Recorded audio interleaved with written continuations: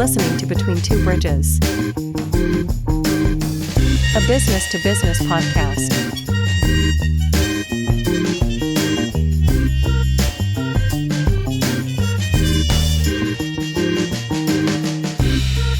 With your hosts, Anthony R. Destiny, Joe Ferrani, and Jerry Kenna. Interviewing entrepreneurs, business operators, and investors. This episode of Between Two Bridges is sponsored by Paymont Payroll. Payday is the most important day to your most important people, and payday is made easy at www.payyourpeople.com.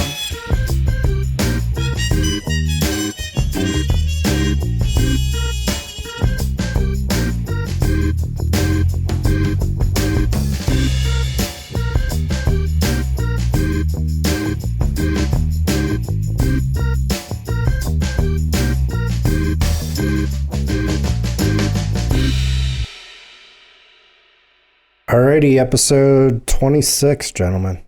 26. Between Two Bridges. Who would have thought, huh? We did it. I did it. 26. What's that, quarter centennial? What do they call that? I don't know. 10 minutes ago we said it was episode 25, so. No, 25 dropped on the first. Yeah, check out episode 25. A lot of inflation stuff out there. We discussed current events as well. Yep. Yeah. But moving into May here. Joey, what's new? Living life, man. Just what's up with building codes, and are we in there? I'm going to tell you, when you think you can do something by yourself, don't ever assume that you don't need to hire a professional. You're allowed to carry a lot of boxes. I've wheeled a lot of wheelbarrows of dirt. I've jackhammered up a floor. I saw you jackhammer. What was that about? Oh, I told you I was trying to tear the roof off of life and it wasn't working out. So now I'm China. All the money's in China, so I'm headed down. Do they have money in China? I feel like they're struggling. Well, they have a lot of our money. True. So, but no, yeah, we're just plugging away, waiting on some professionals to do what professionals do. Mm. And then So you bought a building with the intent of... We're going to install the dry cleaners in it. Yeah. We didn't renew our lease. We have a deadline, June 29th. Coming up. So, felt like 100 years away 3 hours ago, and it feels like tomorrow. Yeah, now. It's coming at you, huh? Yeah, but we'll get it done, you know. Okay. The good news is the people in my industry, I know a lot of people, you know. So you're popular, huh?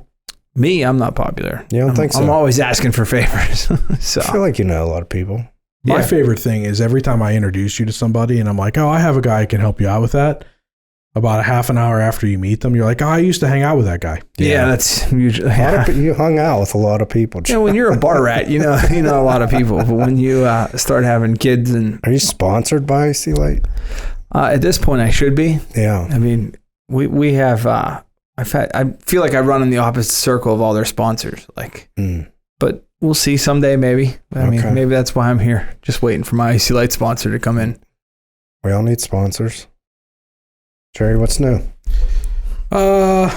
Spent the last couple weeks doing some cleanup work for tax season, trying to spend a lot of time making those adjustments to try to make tax season next year a little bit. Just trying to fine tune some things that some of the adjustments that we made for this year that need fine-tuned for next year. Did that. Also spending time trying to fine-tune some of the monthly processes and payroll and some of the things that we do throughout this year. Trying to make the office run efficiently, smoothly. We have 2 employees that work completely remote. So one of the challenges that we deal with here is it's not that, believe me, it's not that they're not doing what they're supposed to do because they're incredible. It's that it's a different challenge whenever you have somebody that's not in the office across the building. Whenever they're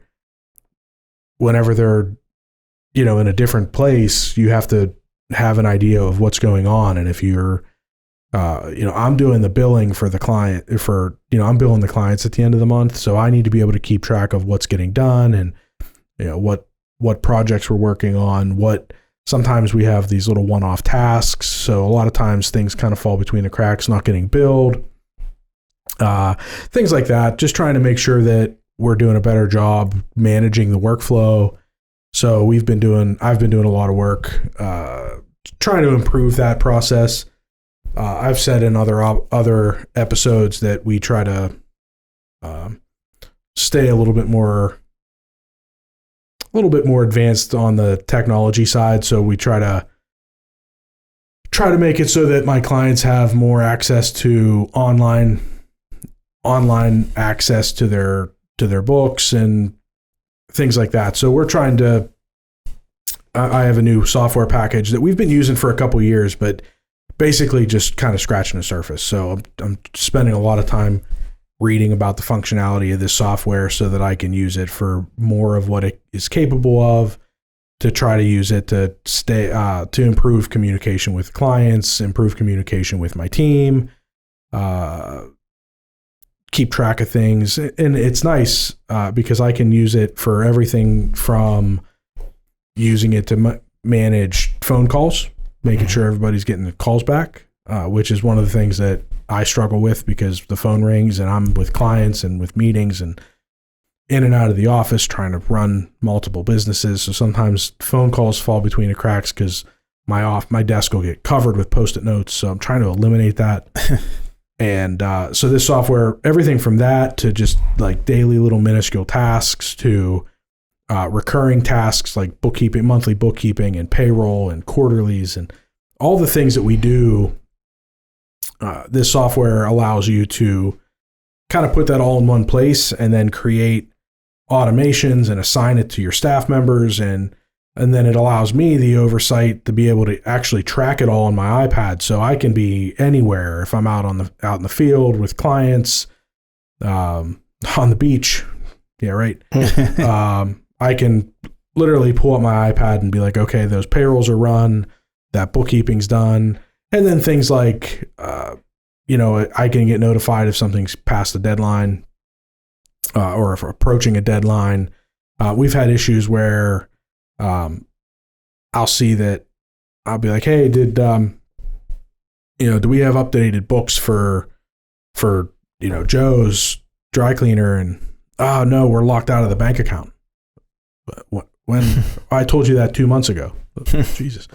Well, they probably did, but I was in the middle of a call or I forgot. I didn't handle it at the time and they got busy with other things. So now 2 months have gone by and Joe hasn't gotten a financial statement. So this software makes it so that I see it. It's right in my face. So we're doing things to try to improve processes here. And that's a lot of times in my business, and I see it with a lot of my clients, you get so in the weeds working in your business that you don't take the time to work on it. And I'm trying to force myself to work on the business to improve those processes so that things work smoother in the business. So just trying to force myself to make those improvements now so that maybe the rest of this year will run a little bit smoother.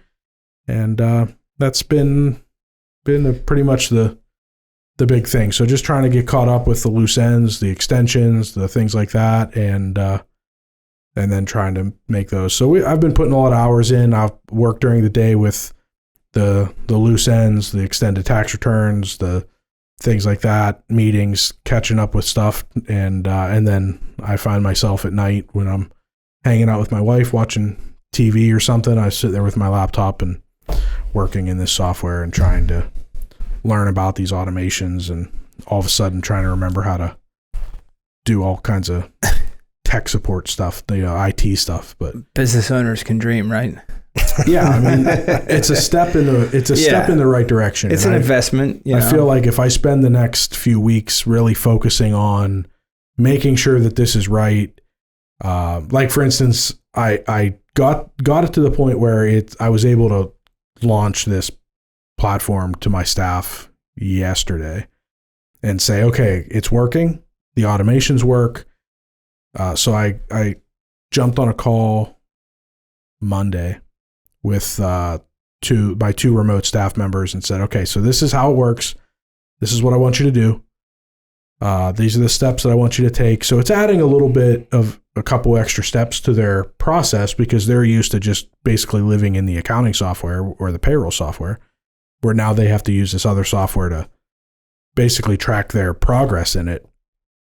But it allows me to just live in this software instead of going into each of these client accounts in the accounting software to see where the status is. And then Tuesday, I went on to the software and I'm like, yeah, they're not doing this right. What's going on? So then I jumped online and I Googled how to make a how-to video and record my screen and my face at the same time. And I found a YouTube video on how to do it. And then I downloaded the software to do it. And I'm sitting at my desk on my Mac making a video like, okay, guys, this is how you're going to do it. You do this, then you do this, and then you do that. And then I downloaded the video and I emailed it. And I'm like, then I texted them, I just sent you a video of how to do this right. And then now they're good. So, well, one of the things you said about you said you have two employees that aren't coming to the office every day. Right. And you say things fall through the cracks. So big companies right now want their employees to go back to work. Right. They want people in the office. But we talked earlier about this. The bigger buildings downtown have decided to go after Allegheny County in their assessments. Yeah. Because they're saying their value of their building has decreased because the revenue for tenants is gone. Yep. And they are winning. Yep. And downtown is part of Allegheny County. Yep. And Allegheny County is losing their hat in court right now. Yeah. So now they want to come back and they want to reassess us in our homes. In the suburbs. In the suburbs. The burbs. Because the influx of money's not there coming from the whole county. Yeah. And mostly it's hurting the school districts. Yeah. So I guess that's really the school district. I kind of skimmed that article when you sent it out earlier. So there's a school district that's complaining the most, the city of Pittsburgh.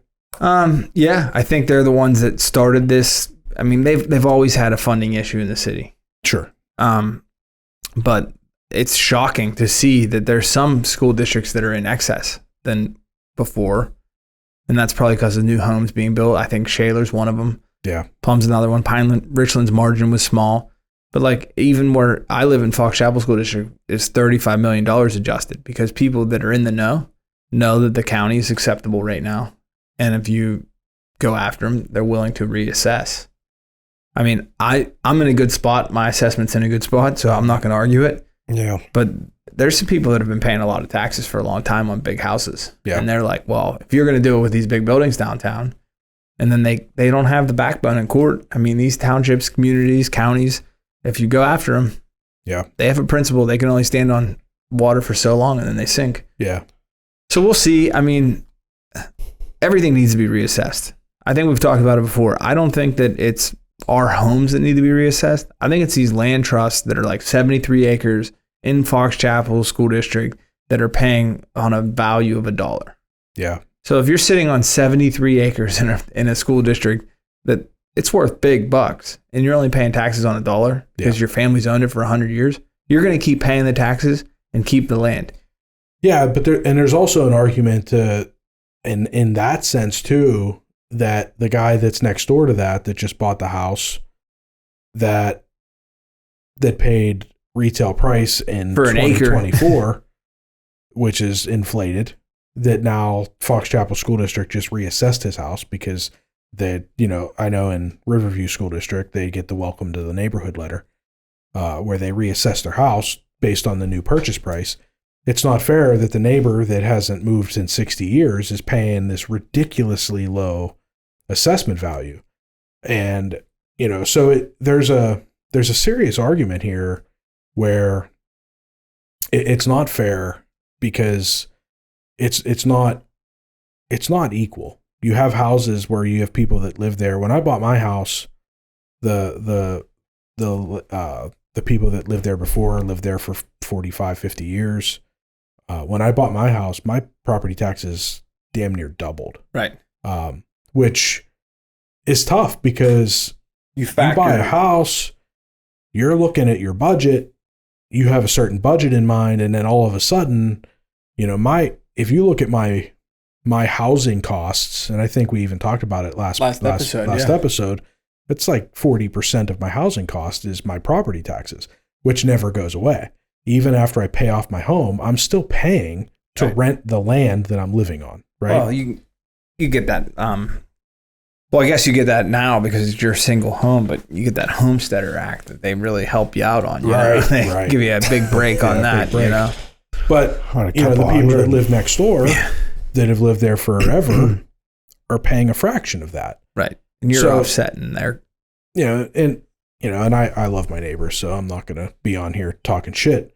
But there is a disparity there because the new people coming in town are carrying the weight. And then but on the other side of things, there are school districts and municipalities and counties that are wasting taxpayer money on nonsense. Oh, yeah. I mean, egregious spending on shit that doesn't matter. Crazy spending. I mean, I know with Riverview School District, for example, they've got an astronomical amount of tax dollars coming in for all kinds of new development, yet continue to raise school district taxes, school taxes year after year with multi-million-dollar homes being built on the river. And I can't understand where is that revenue going when the borough hasn't raised taxes and in fact lowered taxes a couple years ago because of all the additional revenue they're bringing in, but the school district has to raise it over and over and over again. When there's pension plans, brother, it's pensions. People are living longer. Enrollment's down. I mean, it doesn't make any sense. I mean, you don't have enough kids in this district to justify the crazy amount of money that this district charges for taxes, and you know something's got to break. So, yeah, and it's a very slippery slope because as we sit here and talk about the school districts, no matter what school district you're in, I don't want any teacher out there to think we're attacking them because teachers think as soon as you talk about the finances of a school district, they feel like they should be paid more money. And recently we had Take Your Kid to Work Day, which I took my daughter to work. And I think they should just call that Teacher Appreciation Day because you spend 8 hours with your kid in your workplace and you're like, well, they do it every day. So it should be like stay at home and Teacher Appreciation Day. Yeah, no, I don't want, and my wife was a teacher and I don't think that the teachers are the problem. I think that there's a problem with the system. I think that there's administrators that are making too much money. Right. I think that there are school boards that are spending too much money on renovations. And I think that there's you have elected officials that are not frugal with taxpayer money the way they should be. Right. And like, I've always been a firm believer that we are here today because of the school we went to. Sure. And I know people that went to really good schools and it I've always felt the education system's broken because I think they need to level the playing field there. They're always trying to do it later in life. They're trying to say, well, you know, everybody should be equal at 30. Well, no, it should start at 3. And if everybody gets an equal education, then we don't have to feel bad for the people that fall between the cracks. Because if you got equal education, same opportunities, but my curriculum for my daughter now and the curriculum that's being taught in the city of Pittsburgh or in Clareton School District is 100% different. Mount Lebanon's better. And like you see it, if we could level that playing field, not worry about it later in life. Yeah. Like I just don't know how to fix that. And me neither. That's why I just bitch about it and then I kind of shut up because if I had that answer, we'd be I used to think Joe for president. I thought I used to have the answer, Joe. I mean, years ago, I used to think that, you know, private schools and charter schools and all that was the answer. My wife worked for a charter school for a couple of years. I don't believe that the charter schools are necessarily the answer. Whenever you enter for profit into a school situation, an elementary school situation, it adds a dynamic that I don't know is a good idea. I saw situations where kids were really bad and should have been expelled, but weren't because enrollment equaled dollars. Right, correct. And that's not good. Yes. You know? So I just don't know that that's necessarily the answer either. I don't know. And then I see, you know, she worked in the Catholic school system for a long time, and I saw, you know, schools where the lockers were hanging off the walls and the books were crazy outdated and beat to hell. And I'm like, you know, these parents are paying to send these kids to this school, and their coffers are full. Yeah, bad, man. It's just, I don't know. I don't know what the right answer is. I know that there are a handful of schools that, in the Catholic school system, Central and like that are outstanding. I know what it costs to send kids to that school. I know that there's private schools like Shady Side Academy that are outstanding. I know what it costs to send a kid to that school.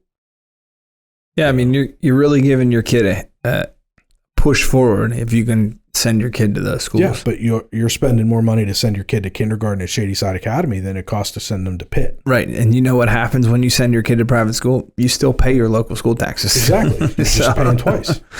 So, I mean, I don't know. If anybody out there knows how to level the educational playing field, email us, because it's a shock to me. As the older I get, the more I'm involved, the more I realize how fortunate my kids are and how fortunate we were in the schools that we went to. Yeah. I mean, kudos to them. I mean, it is an amazing process to get a kid to and from school and then keep them entertained and educated for that amount of time. Hats off to teachers everywhere. How old's Reese? Reese is 7. So what grade she in? She's in first grade. First grade. So you've only had 2 teachers so far. 2 teachers, correct. Yeah. Yes. But I have interactions with the school district. So you've seen, yeah. And I just am like floored at like the amount of knowledge that they have and the care that they put into like every aspect. And like they do fire drills and earthquake drills and active shooter drills, and they started locking doors, and like they just do it different now than when we were in school. They do. But they care so much about what they're doing. Yeah. Have you had any involvement with a teacher? Not, and we won't throw any teachers that Reese has had yet, because then it'll be obvious you're throwing them under the bus. Yeah, 1 out of 2, 50-50. But have you had any involvement with any of the teachers that you've come across in your involvement with the school district that you think that they phone it in? No. Because I have. And are they older or younger? Middle. Because I think we ran, like, not to throw any teachers that we had in school under the bus, but we had a plethora of teachers that were at the end of their tenure. Phoning it in. And they were phoning it in. But we had teachers at the end of their years that were the best. Oh, they weren't afraid to give it to you straight, I think is what made them great. They weren't afraid to get fired. Some of the most impactful teachers we had were at the end. Yeah. But I agree that some of the younger ones were also extremely impactful, but it's crazy whenever you are on the parent side and you are dealing with a teacher that you're like, I think they're phoning it in with my kid. Yeah. Like, I don't think they're really 185 days, they'll get a new one. Yeah, I know. It's funny, we were talking about teachers in general, and on next week, I'm going to go sit, and our district's hiring a elementary band teacher. And since I'm on the site advisory board, we're going to sit and like watch these teachers do their thing and kind of have some input.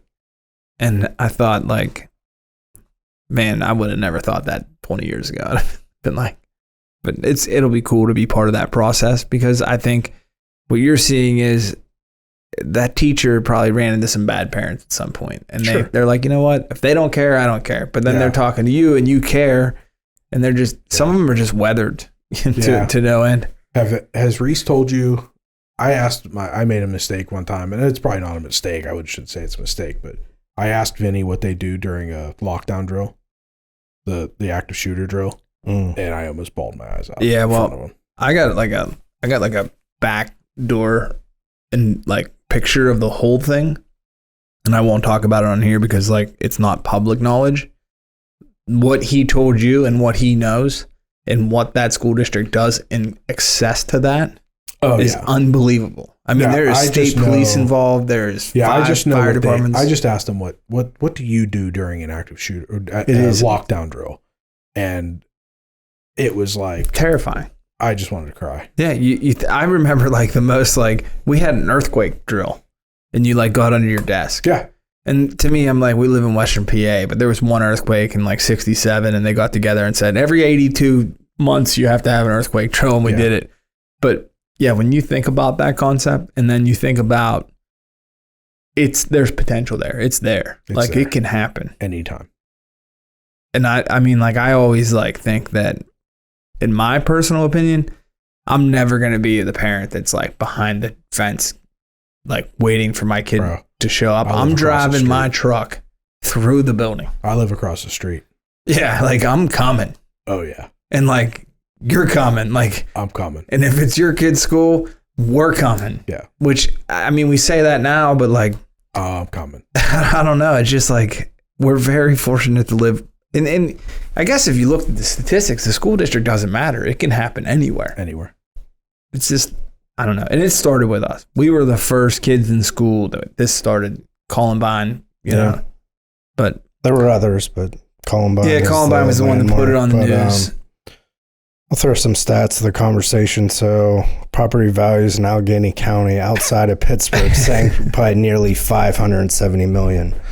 West Allegheny alone lost $105 million.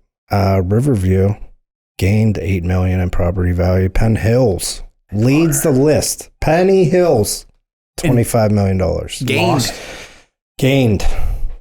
Through the end of March, Allegheny County lost $1.4 billion in commercial property value. Right, and that's what they're trying to make up. They represented 11% of appeals in 2022 and 2023. As an employee of downtown, I'll tell you from my personal view, I have no interest in going downtown.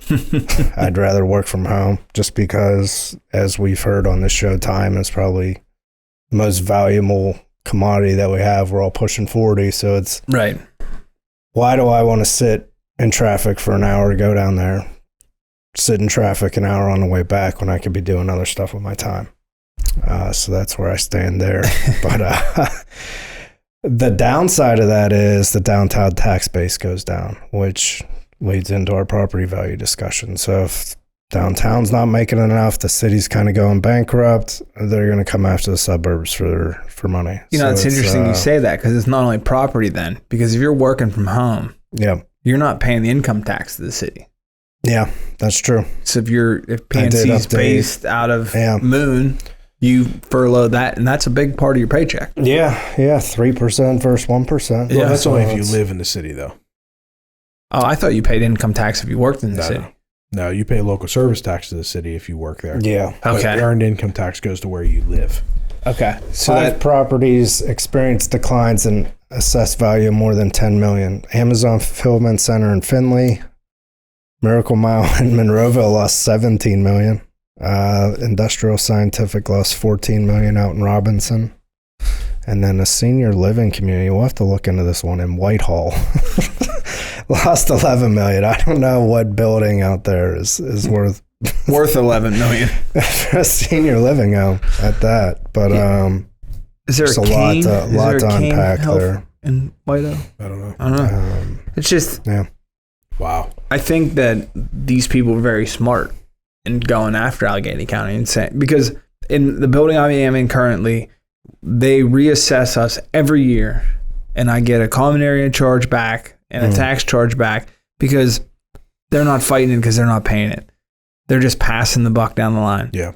But if they have 5 vacancies and they get reassessed, I bet you they put somebody in the room with Ross Township and say, hey, look, we're not paying this. This is absorbent. Allegheny County budget. You want to guess how much that is? I don't know. The country's $34 trillion in debt, so let's hear it. $3 billion. $3 billion? Mm-hmm. Wow. That's their budget. That's the number they got to come up with. So and they lost 1.4. They lost a sixth of that just in commercial property. Oh, homeowner Joe, they're coming for us. Yeah. I mean, that they got to go somewhere. Yeah. They'll come after us. Wow. Yep.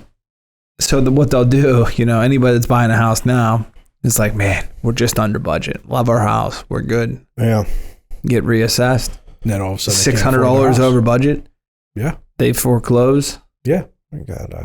And you think about all the property owners that we have. You have 100 doors in Allegheny County, and they all get reassessed. You could be looking at $40,000. Is that what they're going to do? They're going to do a blanket reassessment? Is that what they're considering? On the table, yeah. Well, is it Sarah Emerita?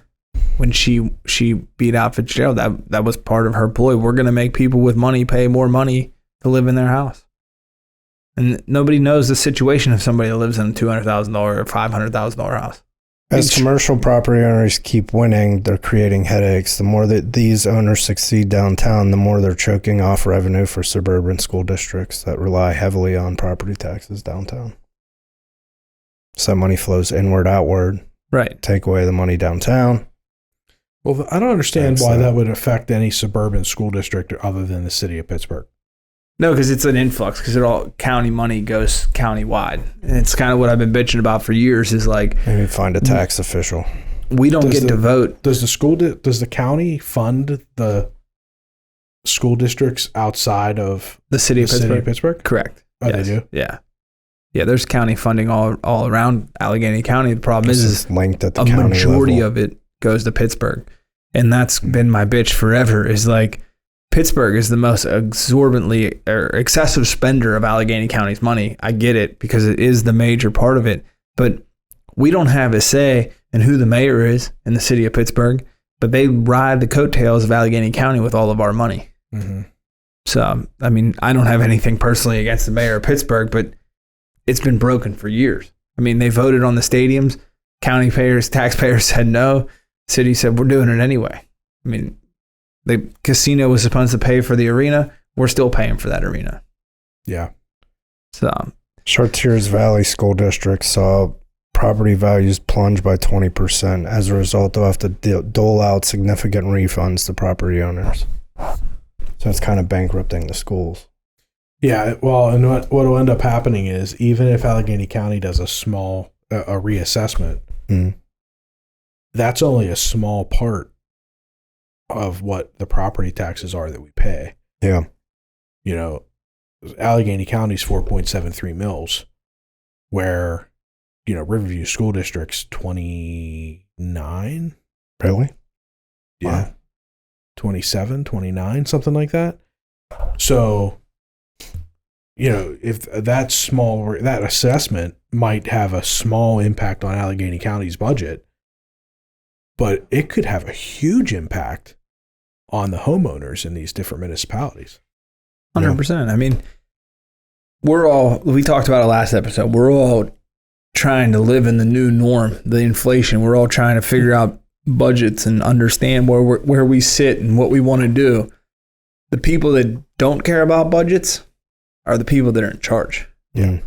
Because they're making money. Yep. Their paycheck is 100% insured. You know, they're not, the county controller is not getting laid off tomorrow. You know, UPMC cut 1,000 jobs last week. Did they? 1,000 jobs. Who? UPMC. Oh, well, yeah. And it was all across the board. Clinicians, operations managers. I mean, there was no there was a rhyme or reason to it. But the problem that is let's be honest, UPMC is reporting a complete loss. Every year they're complaining that they're losing money. They're not paying their fair share of Allegheny County taxes. That's 100% sure. Yeah. Well, because they're not profit. They're not profit. They're not paying any taxes. I mean, raise your hand if you pay money to UPMC. Plenty. Hey, raise your hand if UPMC pays you money. It's like nothing here. So it's like one of those things where I don't want to ever think that like we don't need them. We're very fortunate. Like we said about school districts, we're very fortunate to have that down there. And I'm sure that they pay a lot of employment tax and they pay taxes on other avenues. So it's not like they're not paying tax.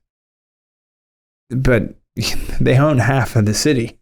Yeah, they have. Yeah. So I don't know. I guess what we were talking about earlier kind of lends into this is like if I'm going to sit here and call out local politicians, I think there's something bigger going on nationally. It's kind of like TikTok's made famous, and now they want to shut TikTok down. Yeah. So Jerry knows a lot more about the numbers of this. I'm just a angry human about it, and I don't want to sound uneducated. I mean, I know you're angry, but you can tee it up. I'll get all the facts wrong. So let's let Jerry just run with this. He wore a red shirt. That's how mad he was today. So one of the legal ways to make money, right, is in stock trading. Generally, the rule is put your money in S&P 500, wait 40 years, you'll be a millionaire.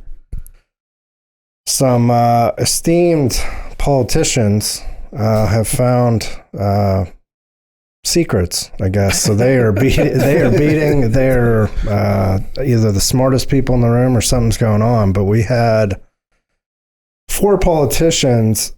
Average rate of return for 2023 exceed 100%, which means they invested $100, they got $100 back. So that's almost that's better than Pablo Escobar was doing back in the 80s. But something's going on, Jerry. What do you think? Yeah, so I kind of started looking at this because I've been seeing a lot of talk about the ban on TikTok, and I've been reading a lot about it, and I have my opinions about it. And I sent a video to you guys about an interesting little bit of information that came out about a congressman.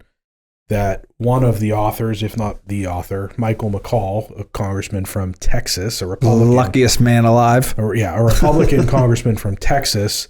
That was one of the authors or the author of the bill that was to ban TikTok, that coincidentally decided, right as he authored the bill to ban TikTok, that he decided he was going to invest in TikTok's biggest competitor. Oh.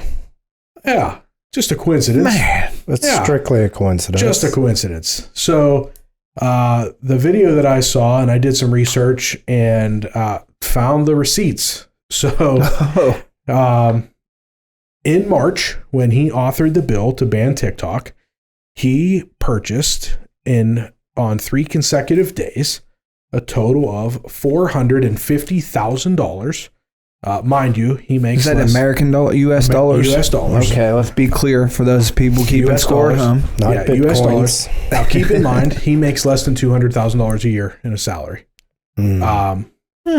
Interesting. Yeah. But he bought $450,000 in stock in Meta. Oh. The company that owns Facebook and Instagram. Interesting. So I'm not an investor, or Destiny. Is that an aggressive play? Is that a little aggressive? I mean, to invest double your salary over a very double? short amount of time, I would say is going all in, but on steroids. So we know that he did that because they have to report any stock transactions that they do in order to be compliant with the Department of Justice. Even if they do it in their wife or their child's name, which he did in his wife's name. He bought it in his wife's name, $450,000 on, I believe it was March 1st, March 2nd, and March 3rd, right around the same time that he authored the bill to ban TikTok. Interesting. He takes it one step further. After they started debating on the bill, they all decided that the bill was not only going to pass, but they were going to lump it in with the relief that they were going to send to the Ukraine and to Israel. So it was basically a guaranteed win.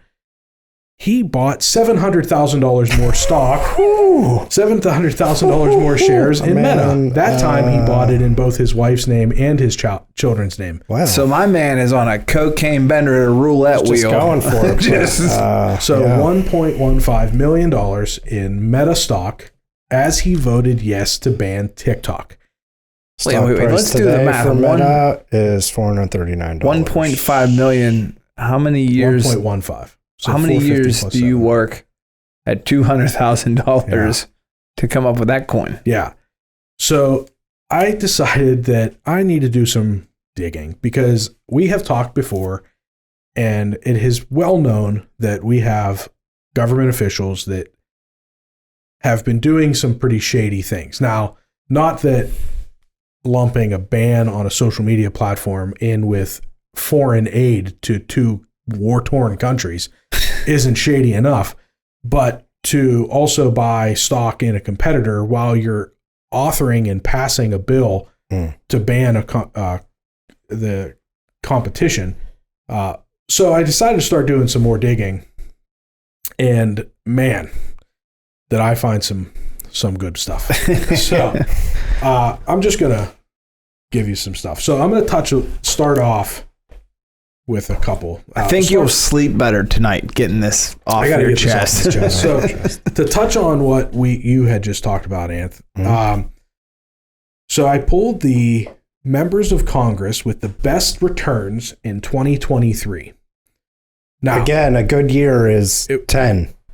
A good year average is about 10% on the S&P. Yeah. Now, 2023 was a really good year. The S&P 500 return for 2023 was 24.23%. That's a good year. That's pretty damn good. Yeah. Number 10, Representative Pete Sessions from Texas. He's a Republican from Texas. 63.3%.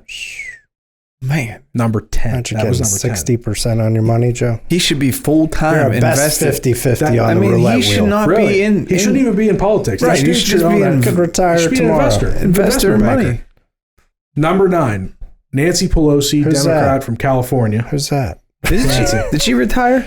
No. She's rich. 65.5% return. What's her net worth? Billions. Hundreds of millions. Hundreds. So, but salary, 200,000. 200,000. But she has somehow made millions of millions. Of millions. We'll get back to her.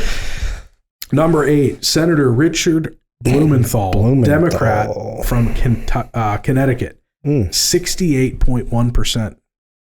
Okay. Number 7, Representative John Rutherford, Republican from Florida. That is not the former GM, Joe. That's the thing. 69.1%. He knows how to tie, that guy. Number 6, Ron Wyden, Democrat from Oregon. 78.5%.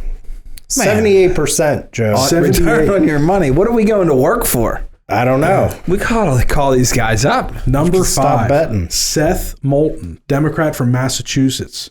He's got to be good because that's an expensive state to live in, remember? Yep, highest in the country. 80% return. He's making 80% on 80 every cents dollar. on the dollar.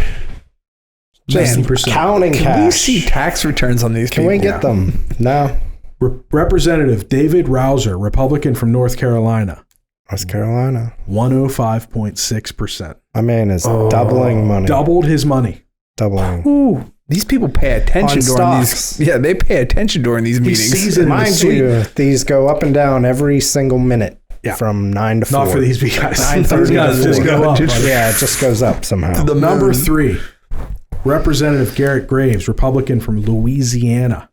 One of the poorest states in the country, by the way. They are poor. 107.6%. Buy a lot of crawfish. Ooh.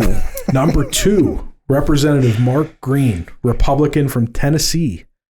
122.2%. It's a lot of green. That's an Ooh, easy let's one, hear this drum roll. But here's the big one. Okay? Let's hear the drum So roll. we my go from man.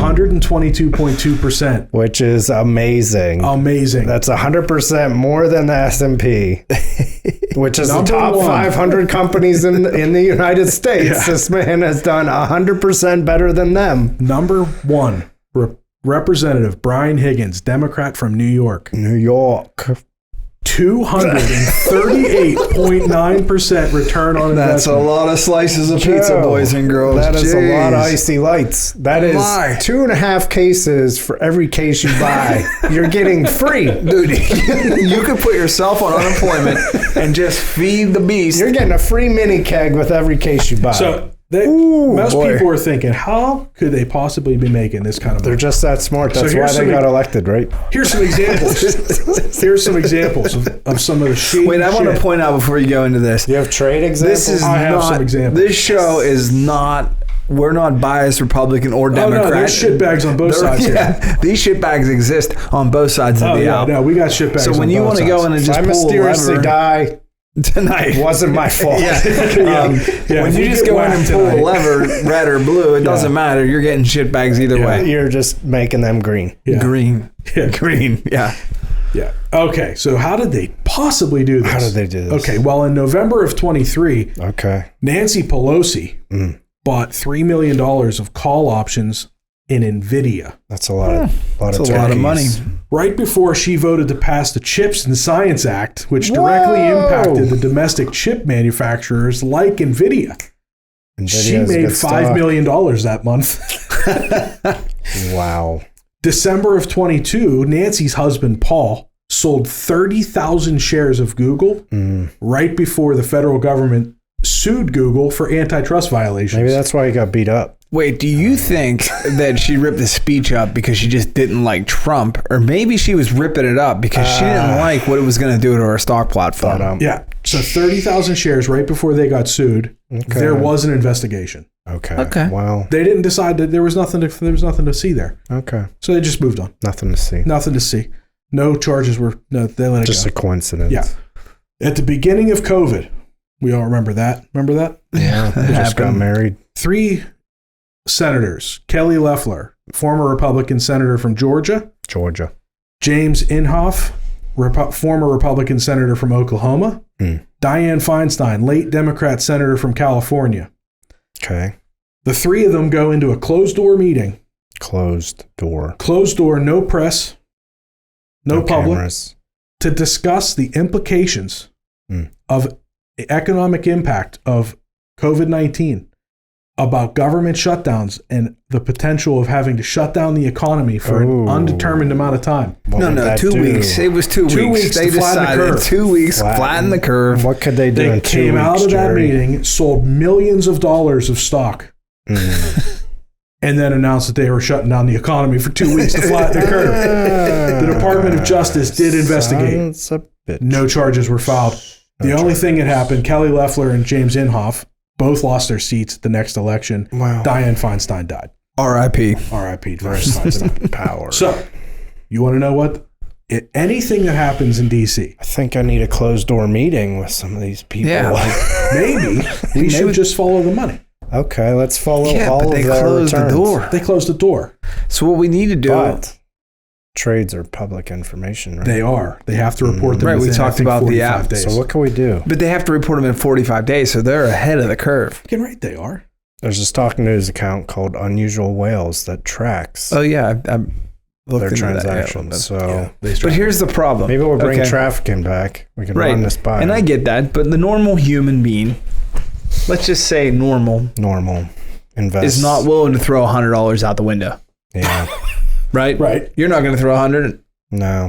I'm not going to chuck it out the window. No. I'm sure as shit not going to invest my life savings in one stock in hopes that it Goes up. goes up. You will if you're about to pass a law that says it will. Nancy Pelosi does a $3.5 million call And then pass the law. and then was like, honey, listen, it's going Which to be one okay. call represents 100 shares. I'm on the Joey. fence of buying a Yeah. new boiler One for my call. business, and Yeah. it's significant. It's Yeah. $30,000. It's going to last me 30 years, guaranteed, Guaranteed. right? Yeah. And I can't pull the trigger on that. She makes $200,000 a year. She bought $3 million worth of stock. She bought 300 boilers and just said, fuck it. She's like, hey, I'm So- going to pass this law tomorrow. This stock's going to go through the fucking roof. Dude, it's insane. Which would be illegal. If it was anybody else. And I think that's why we've agreed to talk about this on here, because Right. we're not geniuses, No. right? Right. So we might. I pride myself on being the dumbest guy in the room a lot of times. But even I can see this shit. Yeah. I mean, like, this is in your face. This is wet bologna sandwiches in So, your face. You can now follow the politician stock trades. There's But several we're late. websites and But accounts how- out there. Well, I don't How think do we're we late. look at this and not think that this these country's people screwed. need to go? Well, they have 2-year terms, right? 2 or 4-year terms. So right? there's all these politicians keep coming up. Like there's random patriots, right? That keep coming up and saying, hey, Patriots. we shouldn't be able to do this shit. Like we shouldn't be able to vote and then buy stock based on what we're voting on.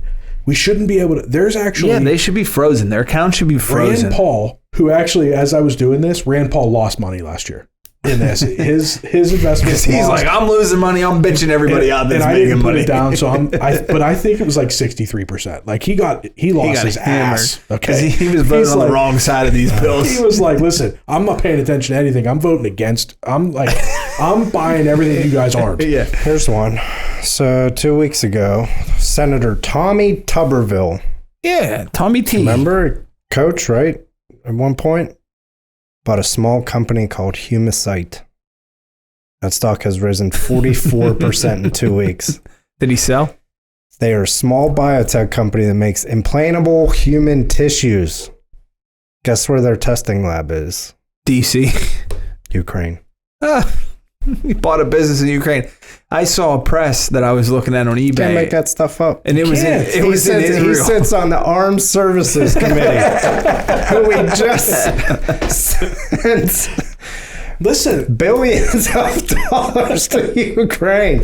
If you ever, that's the thing. Did you ever dig into that? So they're sending all this money to Ukraine, and they talk about that we're sending all this money. We're sending all this money to Ukraine. We're sending all this money. A lot of it's going to contractors. I'm glad my tax dollars are being. We're sending it to government contractors. We're sending it to like Raytheon. We're sending it to like General Dynamics and Lockheed Martin. And then these assholes are investing money in the companies that they're sending the money to. Yeah. Sons, and you know what's funny is they probably don't have they don't pay for anything. America Joe. No. So I mean, there used to be years ago the politicians like in our state would meet in Harrisburg, and they would well, no, I'm just saying like Harrisburg's still there. Fact check that. But no, I've talked to somebody and they said that years ago they would meet like, you know, let's just say 6 times a year, and they would get paid to go to Harrisburg 6 times a year. Yeah.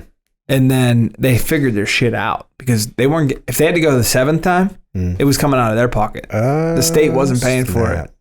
So now they'll just keep going back. Like, so when they can't pass a budget, they can go on recess. They can come back. The state just keeps paying both ways. Well, these positions were never written into like our founding fathers never intended for these positions to be full-time careers for the rest of your goddamn life. Correct. Right. Yeah, term limits are a thing that need to be discussed. But the problem is that these people are the ones responsible for voting in term limits and voting in rules to prevent them from becoming millionaires trading stocks on stuff they're voting for. Yeah, it's never going to happen. They're worried about our non-competes. They're worried about companies like Sheetz and their hiring process, but they don't worry about their own shit. It goes back to even like the Affordable Care Act. They voted to push the Affordable Care Act, and then they exempted themselves out of it. Like, they're passing laws that they're exempt from following. If they're not, if the law isn't, if they're above the law, if they're writing the law and saying, oh, we shouldn't have to do this, there's something wrong with the law. Right, 100%. I mean, it goes back to the last episode. Common sense in this country is out the window. It's gone. And it has become, you are either team red or you are team blue. And that's how you're going to vote. It's no team and America. You don't give a shit. And I think that but there's no white in that. There's no red, white, and blue in that. It's just red and blue. And I see no reason why this conversation isn't purple. I don't understand why they're not shutting it down right now. If you read this and you see what Nancy Pelosi or Michael McCall did, a Democrat and a Republican, and you're not outraged, then you're part of the problem. So one of my favorite movies of all time is Wolf of Wall Street. Yeah. And that's a good movie. They should kick the doors down there and do it, close them down. I mean, that it's 100%. Like, it is unbelievable to sit here and hear those numbers. It's sickening. PNC Bank's giving you 3% if you're lucky. Exactly. People are struggling to pay their bills. 4%. They can't afford groceries. AMAC. Groceries are outrageous. You can't go. We just talked about Genoa salami being unaffordable. And this asshole got 238% return on his investment on his stock returns last year, when there's people losing their homes because property tax reassessments. So we talked about the wage it costs to live comfortably. It was in Pittsburgh was $222,000. They make $200,000. I bet you they vote a pay raise in the next, because of inflation. I bet you these jagoffs don't need it. They're gonna increase their pay. And they'll do it at midnight when we're not looking.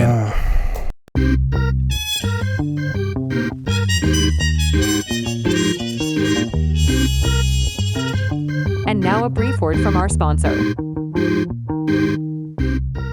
This episode of Between Two Bridges is sponsored by Paymark Payroll. Are you tired of spending countless hours juggling payroll calculations, tax filings, and compliance regulations? Well, say goodbye to that chore and let Paymark Payroll take the burden off your shoulders. With our secure online portal, you can access your business information from any internet location, even your phone. Employees will love the ability to receive direct deposits, and they can access all their pay stubs, tax forms, and information through their own portal. Focus on growing your business while we take care of the rest. With top-notch customer support, we're always here to assist you with anything, at any time.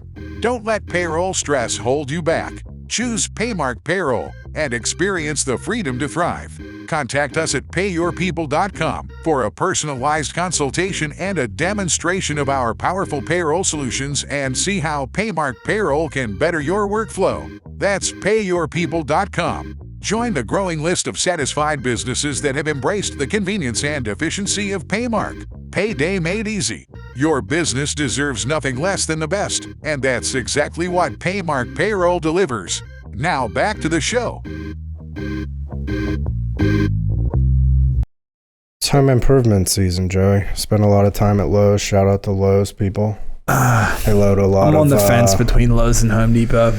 I like Lowe's because they'll load all of the mulch for you. They have like a drive-through lane. Do they? Yeah. All right. So Really? shout out. Yeah, You a bag mulch guy? It depends. If I'm going around my pool, I need a dump truck. If it's front yard, I do bags.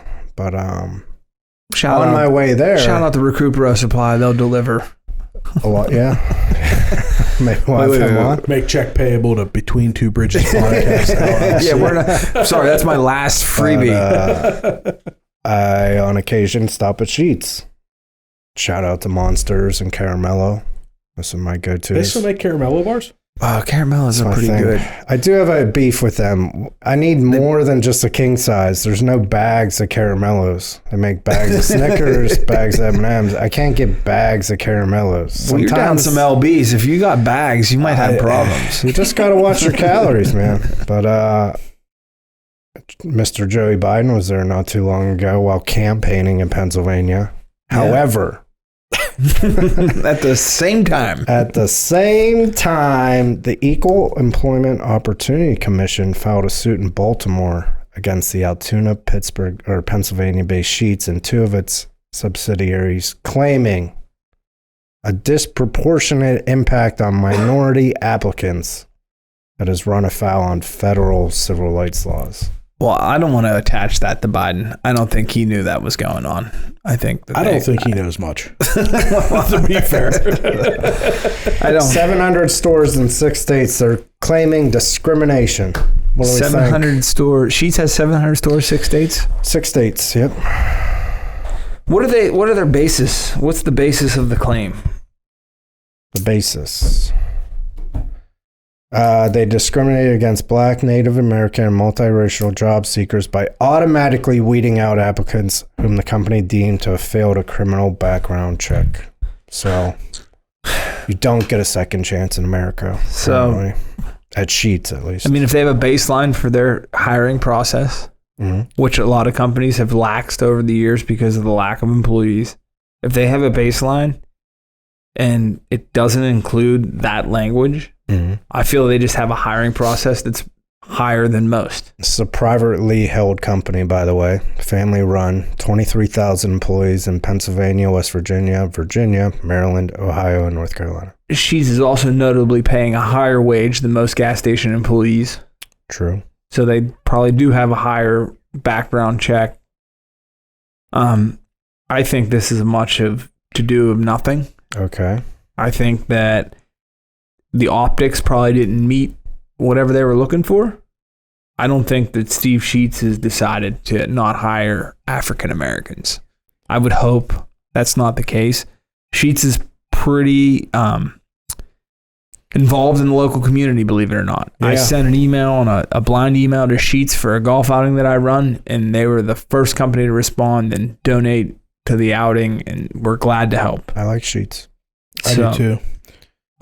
14% superior to Get-Go too, by the way.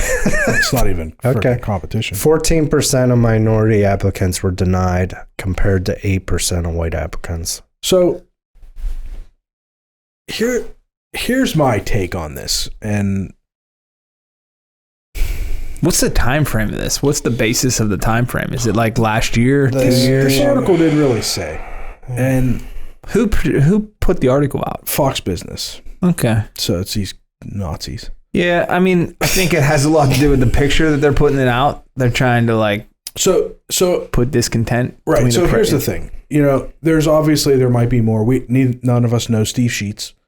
We're not hiring managers. We don't know. I have a feeling he's not involved much in the hiring process at this point. I would say with that number of employees and that number of locations, I would say that he probably is not. If you get an interview with him, man, you're not going in for 15 people though, Jerry. You run background checks on tenants. What do you think here? And so I would say that there is I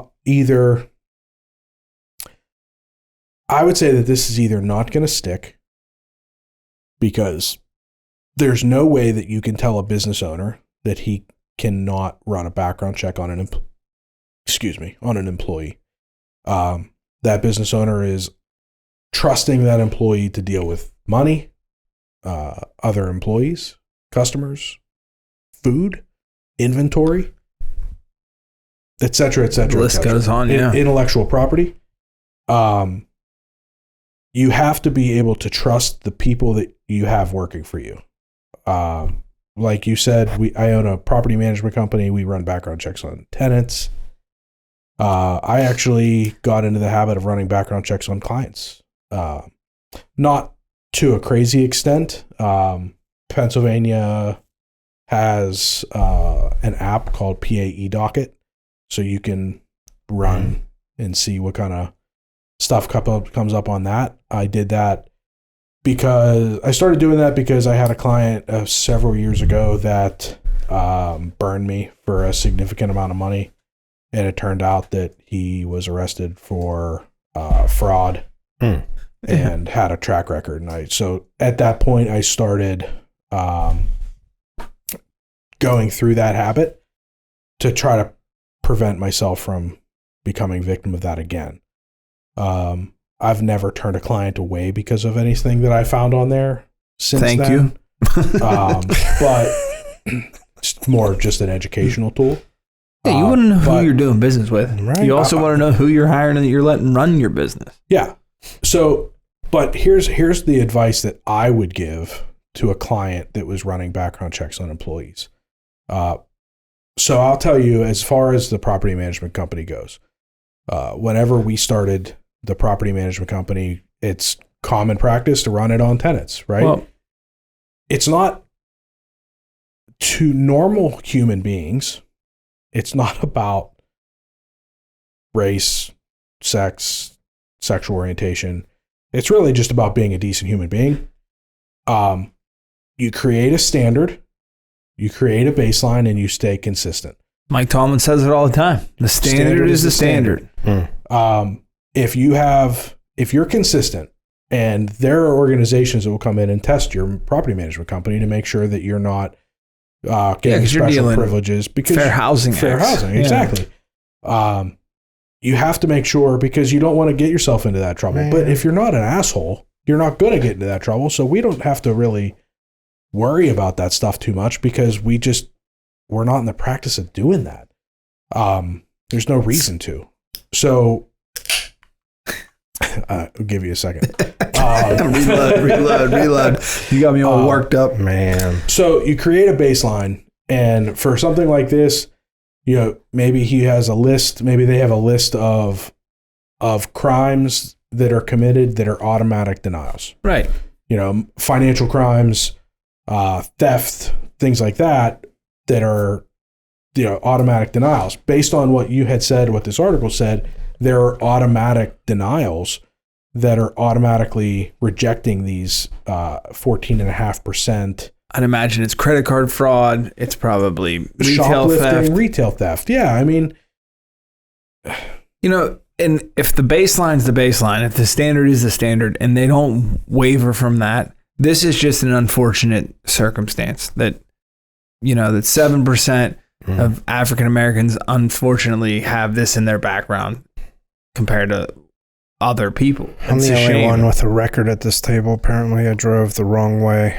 Oh, no, the smallest block. And we talked about it on here. Me and Matt Light talked about me getting arrested for public urination in a Steeler game. It's not on your record, Joe. Oh, really? Yep. I'm clean right now. 7 years remitted. You're clear. Clear. Was that in Allegheny County? Yeah. Heinz Field. We paid for it. Holy smokes. Squeaky clean. I got a wrong way in Verona. How many years ago? Smallest block. 2015. That should be coming off. I paid $118 fine. You admitted guilt. I was guilty, yeah. I would have said, no way. What I did was drove across the boulevard by the old jail to make a left. Yeah, I came up 5th Avenue in the city of Pittsburgh at 4 o'clock in the morning in a plow truck going the wrong way. And the city of Pittsburgh cop, he lit the lights up as soon as I come out of the tunnel. Yeah, you should have got lit up. And I dropped the blade to the truck and just acted like I was plowing the curb lane. Just kept rolling. He just waved. He was like, have a good night. Should have pled not guilty. I didn't even get pulled up. He didn't even stop me. He was like, my man's got work to do. Yeah. What the hell? Yeah, I think that this is probably... I guess in my heart of hearts, I hope that it's a much to do about nothing. The thing that sucks, though, is that this is going to cost Sheets a lot of money. It is. Well, yeah, just the natural progression of legal fees. They're going to have attorneys. It's already started. Monster's going to go up. It's already started because people go up. People that don't want to sit and read the whole article, read the headline. Yep. And then they go to get-go. Right. And the headlines. That only lasts until they get a made to order. Receipts. And they're like, crispy chicken without chicken. Yeah. I've gotten those. Just eating shredded lettuce and ranch. Really going out there. But that's like the people talk about the FCC, and obviously now we probably have FCC regulations in this show. I mean, I don't know if they regulate podcasts. We probably should call an attorney or something. But this shit with headlines in the news is ridiculous. And the inability to read an article when you click on the headline is more frustrating than... Yeah, you got to subscribe. Yeah, you got to subscribe or you got to sit through ads. It's like unbelievable. I like KDKA News. No. I have no problems with them. I preferred them for years. Stacey Smith. It is impossible to read a news story on their website. Why? Because you click on it, you get the thing, you click read more, and then you have 1,000 ads about ingrown toes and whatever lawn tractor you were looking at Lowe's. You gotta accept the cookies too. Yeah, and it's just become like, you know what? Paywalls are what's and like the headline will read like, firefighting company saves 100 lives. And you really want to know, like, you really want to give kudos to that fire company. But after all the bullshit, you're like, oh, well, I guess I'll wait for somebody to be like, did you hear? Because I got shit to do. I'm not spending my time clicking and reading. And I mean, it's just become crazy. The internet is such a tool for us, and it is such a distraction. Yeah, for sure. My phone died today. It was the best, 48 minutes I had in my life. I'm like, this is awesome. Easter Sunday, I got to my in-laws' house. I forgot my phone. Oh, jackpot! I went home. You had to turn around. I went home. I far carried drive everything in 25 minutes. Well, he's a turnaround kind of guy. He got all the way. Where were you? One time you got all the way to camp and forgot your CPAP machine. You were like, I drove home, got it. That was the next day. I slept one night. An hour back. Sleep, Yeah. Fuck, what a guy Mine sleep. broke last night. I slept on the couch. I did it.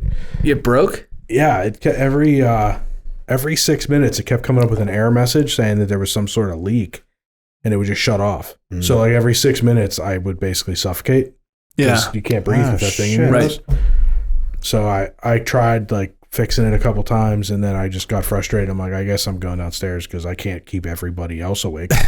So how do you clean your CPAP? I don't. I just rinse it out. Yeah. You don't have the ozone machine? No, that shit is what caused the whole recall. Yeah, I read that. And then, so I'm guilty of not cleaning mine. Yeah.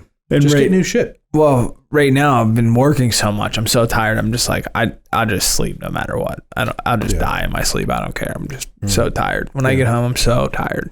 But if you call, whatever that medical provider is. Medicare is my provider. Yeah. And I have 3 masks and 3 hoses and I have 3 of everything. Does Wilford Brimley send you a box? But I have the LG Luna. I was going to come to your house, get one of those one of your hoses, because that's what I need. Sure needs a hose. They got me all new equipment. What's wrong with your hose? That's what's leaking. The hose broke. They're saying that there's a leak in my mask or my hose. When you get home tonight, take a picture, because I have one hose that they sent me that was wrong. How many hoses you got, Joe? I got one hose. That doesn't fit my machine. I got 3 hoses that fit my machine, and I got one hoe in the garage. So, I mean, I don't know if we started out in this podcast to like fix all life's problems, but here we are. Man. But we are getting there, and I think the route to fixing problems is exposing the big problems. Yeah. So, I mean, I just think people need to be aware of what's really going on. But we live in a country right now where people were on a cruise ship and the hot tub's not hot enough, and there's a hole in the hull. And they're still bitching about the hot tub not being hot enough. Let me tell you something. I was at Seven Springs. I took the kids up to Seven Springs Saturday night. Me and Amber and the kids. Food still suck up there? Yeah. It's okay. I mean, it was fine. It was really nice. We got away for the night. It was great because it was one night and we just hung out. Like, it was super low key. We didn't do really anything that we couldn't have done at home, but it was just a night away, right? Kids we just needed to get away. Change of environment. Yeah, exactly. So we went to like the little breakfast buffet in the morning. And this lady sits down and she's like, "There's no donuts left." And she was so jacked off that there were no donuts left. Meanwhile, it was like 10:30. Yeah. Said to Amber, I'm like, this bitch's problem, her biggest issue today. She didn't wake up early enough. Because there's no donuts left over there. Meanwhile, Vinny had like 2 donuts on his plate. And I'm like, and he ate them all.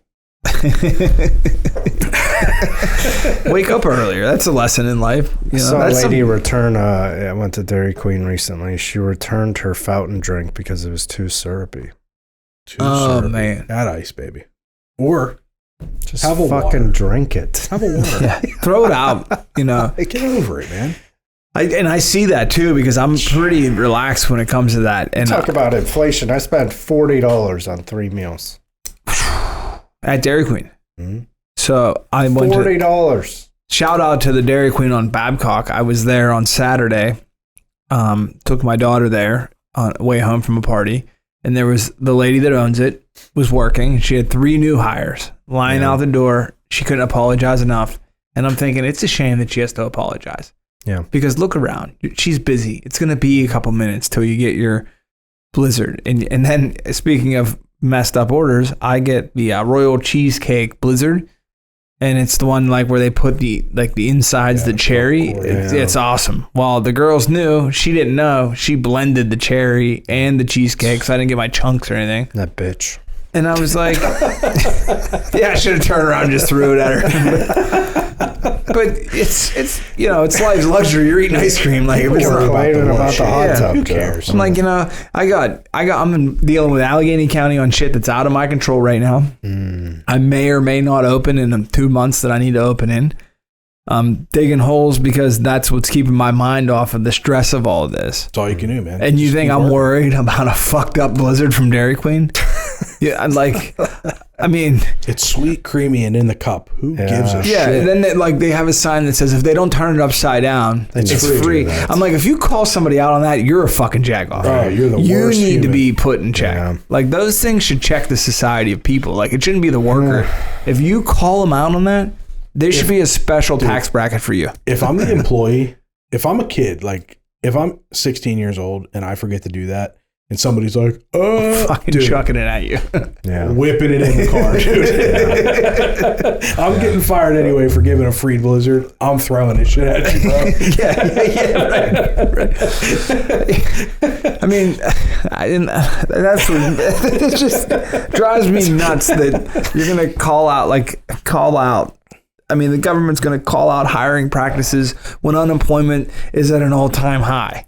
Yeah. It's like, why don't you get these people off the couch? Yeah. You know, instead of solving the problem, like never mind. Well, here's the solution to a problem that I have is I had an employee that had to call off to go serve his civic duty on jury duty for free. For free. Well, I think you get paid $5 or something. Yeah, $5 a day. Oh, cool. That'll get you half a burger. You actually get paid. It doesn't even cover your lunch. Right. You get paid the same amount for jury duty as if you were summoned as a witness in a trial. Paid more than jail. You get paid That's all you get. A stipend if you are summoned as a witness. I think they pay for I want to start becoming an but- expert witness. Do you know what they make? Ridiculous. Depending on the case. Become an expert witness. Like, as an accountant, I can be an expert You could witness. be like a forensic accountant. Oh, yeah, and charge like $1,000 an hour. Look into it, man. Let's get you on a case. I know a guy that does forensic crimes for the Get you on state. Pelosi's tax returns here. Let's do some. Let's see the story through. But so anyway, We're all gonna I get lose. Epstein tonight, you know. I know. This is our 26th and final episode. Joe Love died. you guys. Joe's brakes were cut mysteriously. I choked on a. The good news is I have a truck and a car, so And then I'm playing Jerry's- Russia Roulette tomorrow when I go to work. Jerry's CPAP machine stopped. Back to, Hung himself with a CPAP hose. back to the jury duty thing. So I lose an employee for 2 days because of jury duty. Yeah. Was he guilty? Couldn't you just summons the people that are on unemployment only? Oh. Couldn't you just, hey, you're not going to make any more or any less money, but Or a you have. professional jury. Well, member. you gotta have a jury of your peers, but I'm sure that everybody on unemployment is a jury of everyone's peers. So as But a if you've never been stipulation, unemployed, how could they relate? I guess touche to your Gotcha. answer, but it just would be a good start. You ever been on jury Sure. duty? I've been to jury. I've gone down. Yeah. I don't know if I should say this here, but I just ignore it now. Yeah, you go to prison for that, I think. Well, fuck it. I'd rather go to jail than go I to went jury down duty. once, didn't get picked. I got picked. Did you? Yeah, I was on a lawsuit. Some lady was suing a doctor because she fell outside his office. Nice. She Yeah, went? but I think her Ambulance she was chasing lawyers. like 80-some years old, and I felt bad for her, not because she fell or the doctor did anything wrong, but that her kids were all lined up and basically were coercing their mother to sue this doctor. And it wasn't her kids. It was some ambulance chaser. I just heard an advertisement about this today on the attorney. radio. An attorney said, a business has an obligation to keep you safe inside and outside of the, Dude, you know. she fell. Did He she had like win? a step, huh? Did she win? No. Well, Okay. the best part was, so we found the doctor. I don't know if not you're allowed guilty. to talk about this. Oh, it's good. It's Public knowledge. over. Yeah, That's at what this yeah. point. I couldn't during it, but we're good now. Yeah. We're all getting summons tomorrow. We found it not guilty. Found the doctor not guilty, and we sided with the doctor. It was civil, so not guilty. Whatever. We sided with the doctor. But we were in the chambers talking about it, and we decided that like he didn't do anything wrong. The step that she fell off was painted yellow, Oh. and she fell and like scraped her shin, and she did like a skin graft. I mean, it was pretty gnarly. Oh, but she was older, so her skin was Yeah, like you can't delicate and fall stuff. when you get old. But she was in her 80s, and I remember her attorney made a big deal about how she couldn't walk and play 18 holes of golf anymore. And then Meanwhile, she hadn't golfed in 17 years. Right. the doctor's attorney came up and was like, "Isn't it true that you also have COPD?" And she was like, "Yeah." And he's like, "Is that why you can't play golf?" And she's like, "Yeah." And I'm like, "What the fuck are we doing here, man? Yeah. Like, what are we doing?" So they have that preliminary process where you get interviewed. Yeah. And unfortunately, there was a murder case where a gentleman killed an older woman in the Hill District. And I'm like, I don't want any parts of this. This sounds like this is days of shit. Long time. So they like asked me a question, and I said, I gotta shoot you straight. I said, my grandmother raised me. I said, anybody that kills a grandmother deserves the electric chair. They were like, we're gonna go to the next. We're gonna pass on this. Yeah, now. I'm like, the defense was like, this dude wants to like, Right. like we're out. Yeah. So I sat in the back of the room, and it was before phones, I think, like before modern phones. And you're not allowed to read anything in there. Yeah. I worked in corporate at the time though, so I was like, Fuck it. fuck it. Yeah, if you work for But somebody. I worked downtown, so it made no difference to me. That's my other gripe too, is like, if you own your own business, you should be exempt. Yeah, because that's a hurt piece. one of the stipulations is that it can't impact like your financial situation. It massively does. And if I don't go to work, not only does it impact my financial situation, I close the shop down, Impacts it everybody else. impacts 8 other people's financial situations. So I just don't show up. I've elected to take things into my own hands. Yeah. We're just kidding. Yeah, you forgot to send me the letter. I called in. You didn't. It was RJ, and I was CJ. I do it for the ratings. I tell people I things. haven't been summoned since that one, but I don't know. I guess it's a while. Once you serve, you get a while. But yeah, I'm probably due. Some people love it too. Like, you should be able to, like, organ donor, jury goer, check that box when you get your license. You're doing your due diligence. Like, we had civics teachers that were like, oh, I would love it. Like, they would love for their whole class to go down. Well, do that then. You know. That's all we need. That's it. Dumb kids. Yeah, common sense is out the window. I try to teach my kids. My son fell off the back of the couch and he was hurt. Like, he wasn't hurt in our standards, but in his eyes, he was hurt. And that would have been enough for me. Like, as a kid, like, I'm not doing that again. Not him, not this generation of kids. Jumped right back up there, dude. Got back up. He went over the other way and was like, see, Dad, didn't get hurt. And I'm like, I can't beat him. It's against the rules. I can't sell him. It's against the rules. It is. Too late for... He's a Ferrani, bro. Ferrante. He's a Ferrani boy, which is a different beast. Oh. Yeah. Yep. He's just him, man. He's his own unique person. As he gets older, it's fun. He turns 5 and this month. Yeah. Your son will be 4. He turned 4 over the weekend, Joe. Nice. It's crazy. Crazy to see him grow up. I mean, yeah. 4. What can I say? First term complete. Your first term's complete. First term in office. You guys got 4-year stints. Yeah. Give them up after 4. We package deal too. You know, I think back to when you only have 1. People are like, oh, this kid keeps me up at night. It's so stressful. Like, well, have another one. You having another one? No.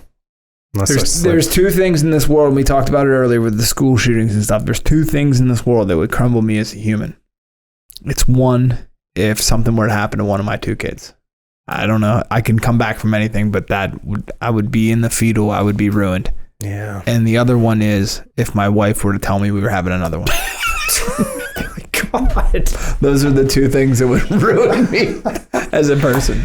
Other than that, I'm good, dude. That's the fourth. I can't believe you just put those 2 together. Those are, It's the beauty of life and death, I guess. Life, death, and taxes. There's doctors out there to make sure that never happens again, bro. Joe. Yeah, buy your own building and work 1 million hours a week. That'll help. That keeps it from happening too. You know, it's a process. I signed up for the process. You did. So I'm in for the process. Yeah. We will wait until June. What's middle of June episode? We'll wait until that episode till we start going raw, live on some officials, the county officials, architectural firms, whoever. We'll wait. We're going to give them some time. Give them some time. There's just things that, like, I wasn't aware of that can open up a whole can of worms. It's like, now that we're entering the plumbing process with Allegheny County, the architect needs to confirm that the bathrooms are of size, the countertops are of the height. Like, there's insane amounts of stuff that could go wrong, which we were fortunate. There was a project that was done in the building in 2018, so it's closer to compliant, but it is insane. Insane. Yeah. I'm just going to build when I'm ready. Yeah. But yeah, it would be easier because you know you need an architect. You know the plumbing's done. You know it would be easier. I mean, I thought, you know, buying a building and getting an occupancy would be fine, but then there's a change of use on top of the occupancy. So that'll be something we follow through episode 30.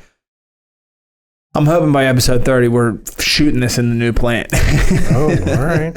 So we'll see. Goals. If not, I'll be living on the streets. We'll be doing dry cleaning in your garage. That's not a joke. I mean, I do have enough energy in there to do it, I guess. We'll see. Plan B. We'll go to Cam's laundromat. There you go. Yeah. So I know enough people in the business I can get by, but it's not something that you ever want to think about. No. You know, because you're now liquidating 50%. You as a human should give 50% back to whoever's plant you're working in. So now you're paying your employees 100%. You're only making 50%. The numbers don't actually. If we were 50% profit, I wouldn't be sitting here. No. I wouldn't be looking for anything else to do. He'd be 240% like some senators. Oh yeah, 50%'s low. I got to shoot for 240. What are you doing? Yeah, man. Yeah, we got some work to do, bud. We got to relook at our finances. You know this. What's an average profit margin for a company? Like what's it like? I mean, I know it varies, restaurants and everything else, but like a good profit number has got to be about 20%. End of day. Yeah. Bottom line. 20, 15, 20. 10 to 30. Yeah. I mean, that's the advertised number in our business. They chase 30%. Yeah. I don't think anybody's ever found it. It depends, man. I mean, I've got it depends on the industry. You know, we don't have to dive into it. Do some research. I've seen some restaurants that 10% is great. I've seen some people that run restaurants that consider it 30 and that kill it. But nobody's at 240. Nobody's at 240, man. Nobody. Investment bankers aren't at 240. The Wolf of Wall Street wasn't at 240. And it was illegal. So he was breaking the law and not making 240. We're not saying that they're not that good. We're just saying if they're not that good. They're breaking the law. Write a book. Mark Cuban's not doing 240, bro. Yeah, man. Warren Buffett's not doing 240. Mark Zuckerberg's not doing that kind of. I no. mean, there's no. Politicians should not be doing 240%. And if he's doing 240%, he does not need a day job. Right. He needs to dive all in on his investments. But he can't, because if he loses his day job, he can't do 240. He's at 7% if he's lucky. He's lucky. Or losing. Like so what I take out of this episode is I either need to figure it out or I need to run for office. Yeah. So let's get in there. What level of politics gets you access to this information? Federal. Senators. All right. Well, we know somebody that's running for Senate right now, and I don't want to run and ruin her campaign, but in 2 years. State Senate, though. Oh, yeah, that's right. It's not going to get her anywhere. All right, well, we'll start thinking about it. You're the only one with a record, so me and him can run. Yeah, we'll take care of you, though. Fucking wrong way. We'll let you in the door. We'll close the door after you get in. Should have fought a ticket. You got skeletons, bud. Ugh. Apparently I don't. The PA dockets is clear. I'll find it. Sure. Thanks, guys.